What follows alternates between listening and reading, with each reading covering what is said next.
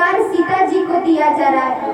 ससुर को पिता समान मानना, जिस तरह तुम मुझे अपनी माँ मानती हो।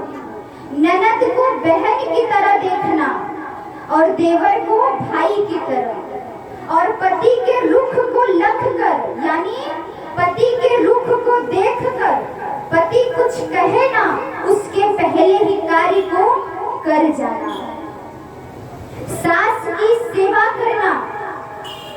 अब बताइए कितने लोग हो जो सुबह उठ करके सास के चरण छूती हो? जरा हाथ उठाओ। अच्छा, कौन कौन अपनी सास के पैर दबाता है? जरा हाथ उठाओ। अरे पैर नहीं, सोचती हो कब गला दबा दे, है ना? तो जानते हो ये संस्कार जो है इससे सीखना चाहिए। कहते हैं कि जब तक पति सास ससुर भोजन ना करे तब तक भोजन नहीं करना चाहिए।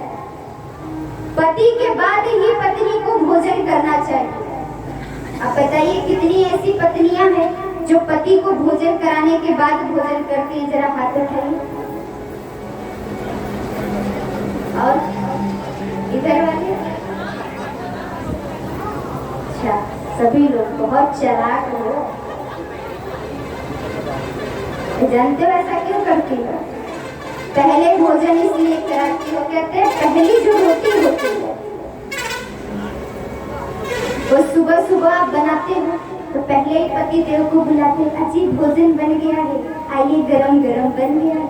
अब भोजन आता है, पहली रोटी पति को खिला देते हो तो पति कैसा हो जाता है? गाय जैसा। और आप कैसी हो जाती हो? शेरनी जैसी।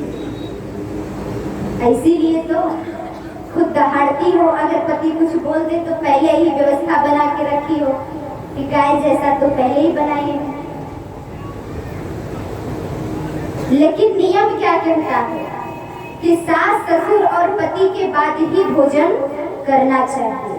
कहा गया है कि जो स्त्री मर्यादा में रहती है उसके घर में लक्ष्मी वास करती है।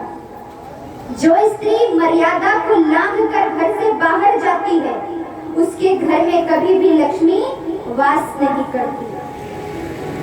जिस घर में लड़ाई और झगड़े होते हैं उस घर में परमात्मा कभी नहीं आते। जिस घर के दरवाजे के बाहर कांटों वाले वृक्ष लगे हों, चप्पल रखे हों, उस घर से नारायण भगवान वापस चले जाते हैं। इसीलिए कभी भी घर के दरवाजे के सामने कांटों वाला पौधा नहीं रखना चाहिए। क्यों?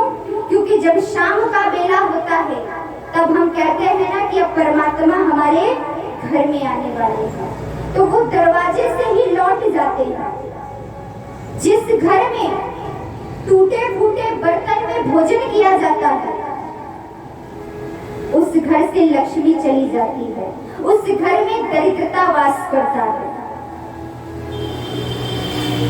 और जहाँ पर पूरे परिवार को भोजन करा के अंत में अगर नारी भोजन करती है तो वहाँ उसके आंचल में धन धान्य वैभव से भरा रहता है। इसीलिए हमें इस बात का विशेष ध्यान देना चाहिए। और स्त्रियों के लिए बताया गया है कि जो समाज और परिवार के बीच में जो विवाह होता है उस विवाह का महत्व होता है। सीता जी का विवाह अकेले थोड़ी हो रहा है, पूरे समाज के सामने हो रहा है। और जो घर से बाहर निकलकर विवाह होता है, जो माता पिता की आज्ञा को बिना माने विवाह होता है, उस विवाह का कोई मतलब नहीं होता, उसे परमात्मा भी स्वीकार नहीं करता।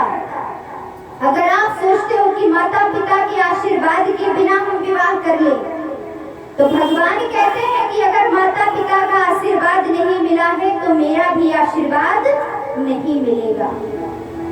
इसीलिए जीवन में ये ख्याल रखना चाहिए। यहाँ जब सीता जी की विदाई हुई तो माँ ने ये संस्कार दिए, लेकिन बेटी क्या पूछती है कि माँ ये नियम क्यों है कि बेटे घर ही रहते हैं लेकिन बेटियों को घर छोड़ के जाना पड़ता है? क्या बेटियां अपने घर में नहीं रह सकती?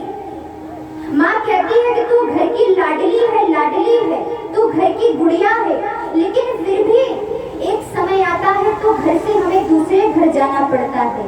माँ ने कहा कि ये नियम है, जब बेटी का जन्म होता है ना तो उसी दिन से एक माँ का ये कर्तव्य होता है कि उसे पराये घर जाना है तो उसे अपने घर में सुरक्षित रखे। क्यों?